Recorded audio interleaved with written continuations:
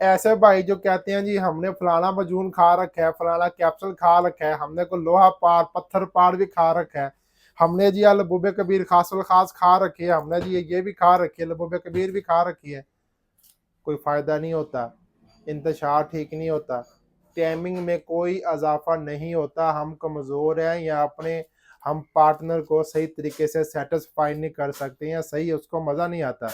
तो प्यारे भाई आपके लिए हमने ये चीज़ तैयार की है, इसका लेबर अभी तैयार हो रहा है। ये मजून इंतशार के नाम से हमारी एक ख़ास प्रोडक्ट है। बहुत मेहनत के साथ हमने ये चीज़ बार बार तजर्बा किया है और फिर तैयार की है।